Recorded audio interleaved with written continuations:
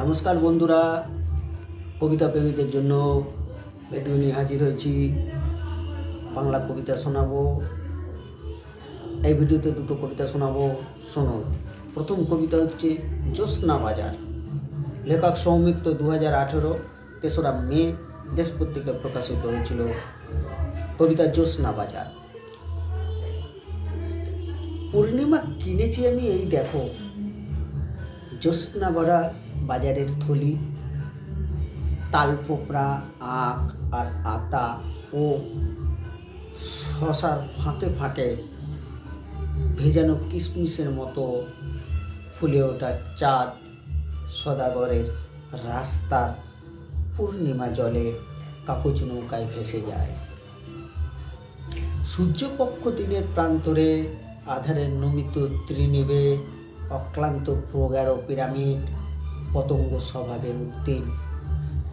নিজস্ব উনুন সাম্রাজ্যে আমি একা বসে বসে ভাবি, আমিও ফুলের গর্ভে চলে যাব অতিদক্ষ কীটাণুর মতো, যেখানে জলকপাট খুলে বেরিয়ে এসে লক্কা পায়রার মতো উচ্চ ফেলে উড়ে যাব রেণু ও রন্ধন।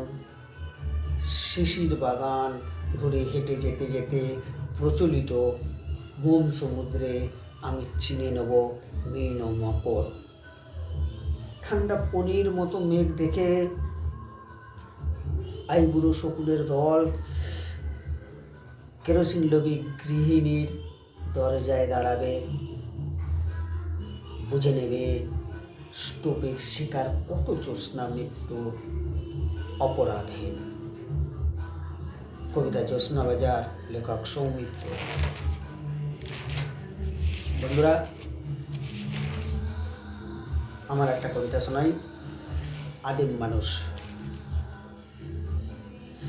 কালো মেঘের চাদর ঢেকে নেমে আসে সেই সব আদিম মানুষেরা। মোমেদের মিছিল আর শব্দতাণ্ডব থেমে গেলে ডানা মেলে ওড়ে তারা। খুঁজে নেয় শিশুকন্যা অথবা কোনো নারী।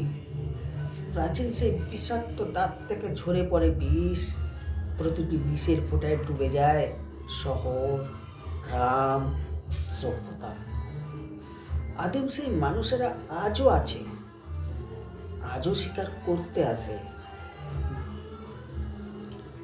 বিচারের বাণী আর বাতাসে ডানা ঝাপটানোর শব্দ থেমে গেলে ডানা মেলে ওড়ে তোরা।